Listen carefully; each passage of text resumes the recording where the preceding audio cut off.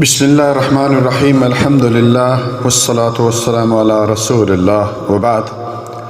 معزز سامعین کرام، میاں بیوی کے جھگڑے کے کیا اسباب ہیں، کس طرح یہ جھگڑے ختم ہوں اور گھر جنت بن جائیں۔ بہت جگہ سے کمپلینز آتی ہیں کہ گھر میں میاں بیوی کے ہر وقت جھگڑا رہتا ہے، گھر کا سکون ختم ہو گیا ہے۔ تو آئیے کچھ پوائنٹ آپ کے سامنے رکھتا ہوں اللہ کی توفیق سے۔ نمبر 1، اپنا عقیدہ درست کریں، کیونکہ جب تک آپ کا عقیدہ توحید صحیح نہیں ہے اس وقت تک اللہ تعالیٰ راضی نہیں ہے، اور جب اللہ ناراض ہے تو شیطان خوش ہے، پھر وہ میاں بیوی میں وسوسے ڈالتا ہے۔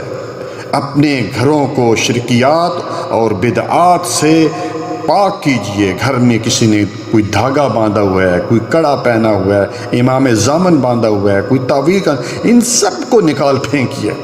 یہ تمام ایسی چیزیں ہیں جو جہنم میں لے جانے والی ہیں۔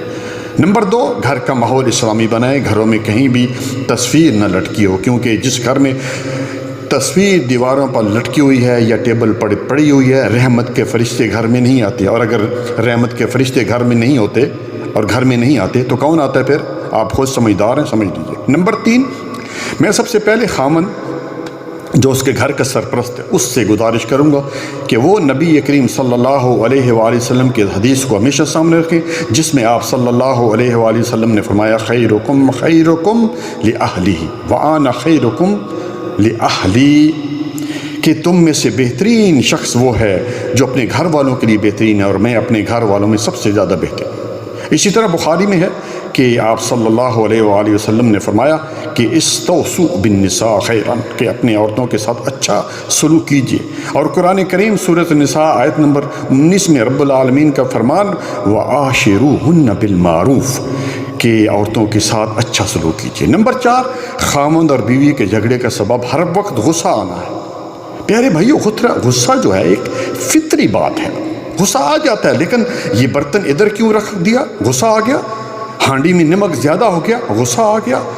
دیر سے چائے بنا کر لائی، غصہ آ گیا۔ تو ایسا غصہ اسلام میں جو ہے وہ حرام ہے۔ غصہ پر دونوں میاں بیوی قابو کریں، اور اس کا بہترین حل میرے بھائیو وہ یہ ہے کہ اگر خامند کو کسی وجہ سے غصہ آ جائے تو بیوی صبر کرے، خاموش رہے، اور اگر بیوی کو غصہ آ جائے تو خامند خاموش رہے۔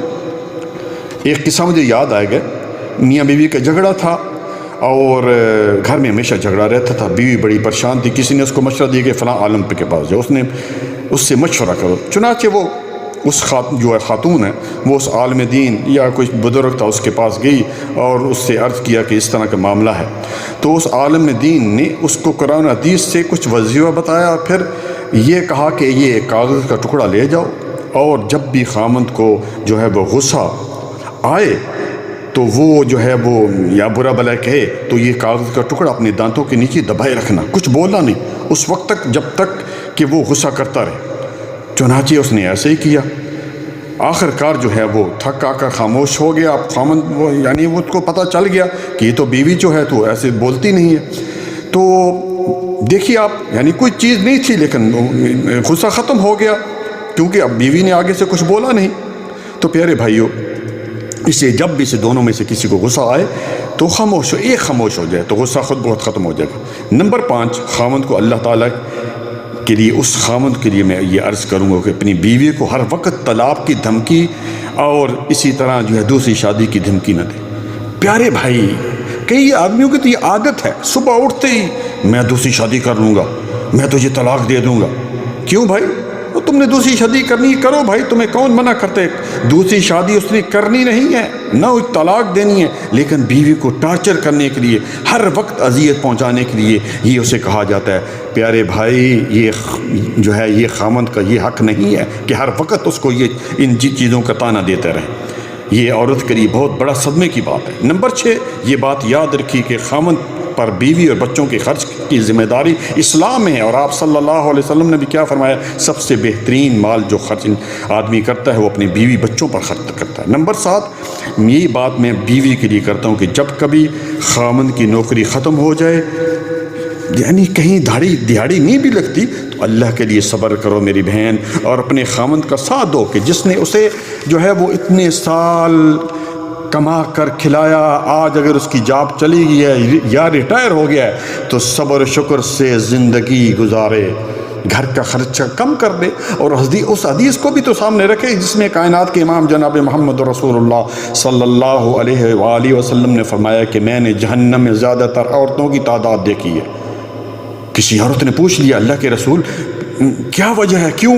تو آپ صلی اللہ علیہ وآلہ وسلم نے کیا فرمایا کہ عورتیں جو ہیں خاوند کی ناشکری کرتی ہیں۔ مطلب کیا کہ ایک خاوند 25 یا 30 سال یا اس سے کم زیادہ جو ہے پورا دن رات کام کر کے اسے کھلاتا پلاتا ہے، اب کسی وجہ سے اس کی جاب چلی گئی یا ریٹائرمنٹ کا وقت آ گیا تو یہ میڈم صاحبہ جو ہیں 1 منٹ میں یہ کہہ دیتی کہ جب سے اس گھر میں بیاہ کر آئی ہوں سکھ کا سانس ہی نہیں دیا، انا للہ و انا الیہ راجعون۔ نمبر 8، بیوی پر ظلم کرنا۔ پیارے بھائی، وہ خاتون جو سب کچھ چھوڑ کے صرف آپ کے لیے آپ کے گھر میں آ گئی ہے، اس کو مارنا یہ کسی طرح بھی جائز نہیں، بلکہ آپ صلی اللہ علیہ وآلہ وسلم نے تو دنیا سے جاتے وقت جو آخری وصیت کی تھی اس میں کیا کہا تھا کہ اپنی عورتوں کے ساتھ اچھا سلوک کرنا، اور کائنات کے رب کا فرمان بھی ہے جیسے کہ میں نے شروع میں کہا ہے کہ وَعَاشِرُوهُنَّ بِالْمَعْرُوفِ، کہ ان عورتوں کے ساتھ اچھا سلوک کرو۔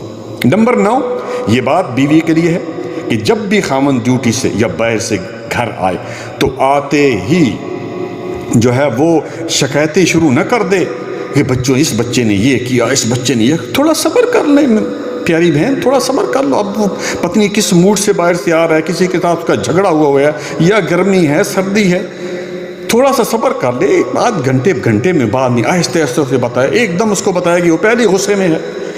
اس کے بعد میرے بھائی نمبر 10، میری بہن ہر وقت کی فرمائش کہ مجھے یہ چاہیے، یہ چیز چاہیے، کسی عورت کا نیکلس دیکھ لیا یا سونے کی چوڑی دیکھ لی تو بس خاوند کے پیچھے پڑ گئی، بس مجھے تو وہ چاہیے، اپنی حیثیت کے مطابق پیاری بہن خرچ کریں، اس کے پاس پیسے ہی نہیں ہیں۔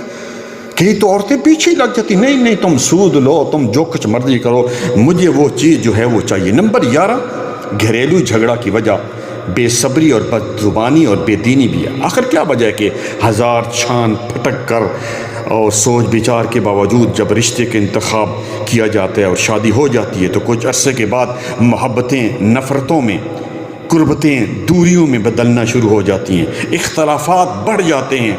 تعجب اور حیرانی اور ظلم کی بات تو یہ ہے کہ بہت سی پڑھی لکھی خواتین دوسروں کو وفا کا درس دینے والی، دوسروں کو قرآن و حدیث سمجھانے اور سکھانے والی، کالجوں اور سکولوں اور مدرسوں میں طلبات کی تربیت کرنے والی بھی طلاق لے کر گھروں میں بیٹھی ہیں۔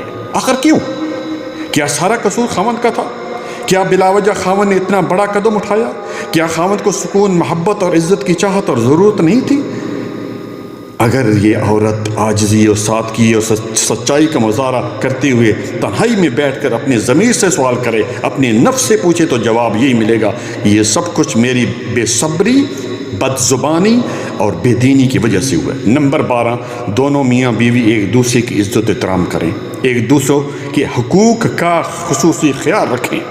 نمبر 13، خاتون کو ہمیشہ صبر، درگزر اور حسن اخلاق کا مظاہرہ کرنا چاہیے۔ رسول اللہ صلی اللہ علیہ وآلہ وسلم نے فرمایا کہ رات بھر کے قیام سے عورت کو وہ مقام حاصل نہیں ہوتا جو برداشت، صبر، درگزر اور حسن اخلاق سے ہوتا ہے۔ اس لیے عورت لاکھ نیکیاں کرے، عبادت کی لذت اور ایمان کی چاشنی، وہ مٹھاس اس وقت تک حاصل نہیں کر سکتی جب تک وہ اپنے شوہر کی فرما برداری کرتے ہوئے اس کی حقوق ادا نہ کرے۔ معزز سامعین کرام، باتیں گرچہ بہت زیادہ ہیں اور اس کے لیے کئی گھنٹے چاہیے، لیکن وقت اجازت نہیں دیتا۔ میں اسی پر اکتفا کرتا ہوں اور آخری بات دونوں میاں بیوی کے لیے کرتا ہوں کہ سب سے پہلی چیز عقیدے کے بعد، توحید کے بعد نماز کا وقت ہو جائے، خاوند اللہ کے لیے مسجد میں جائے نماز پڑھے اور بیوی جو ہے گھر میں نماز پڑھے، تاخیر نہ کرے اور بچوں کو بھی نماز کا حکم دے۔ اسی طرح قرآن کریم کا کم از کم ایک صفحہ جو ہے جس پر 2 یا 3 منٹ لگتے ہیں ہر روز پڑھا جائے۔ اسی طرح صبح اور شام کے اذکار کا خصوصی اہتمام کیا جائے۔ اسی طرح صدقہ اور خیرات کا بھی ہر روز کچھ نہ کچھ صدقہ خیرات دینا چاہیے۔ اور بہت ساری خواتین کو میں یہ عرض کروں گا جب ان کے ایام شروع ہو جاتے ہیں، ایام حیض، تو وہ کہتی ہیں جی اب تو وارے نیارے ہو گئے، اب تمہیں بس ختم ہیں، کچھ بھی نہیں قرآن کریم کو صرف ہاتھ میں لے کر نہیں پڑھ سکتی، بلکہ اس میں آپ دل میں پڑھیں، آپ صبح و شام کے اذکار کریں، آپ نبی صلی اللہ علیہ وسلم پر درود بھیجیں۔ اس لیے تو شیاطین ان دنوں میں عورتوں پر جو حملہ کرتے ہیں، تو پھر یہ سب کریں گی تو دیکھیں پھر گھر جنت کیسے بن جاتے ہیں۔ ھذا ما عندی واللہ اعلم بالصواب، ربنا تقبل منا انک انت السمیع العلیم وتب علینا انک انت التواب الرحیم، سبحان ربک رب العزۃ عما یصفون والسلام علی المرسلین والحمد للہ رب العالمین۔ جزاکم اللہ خیرا، بارک اللہ فیک۔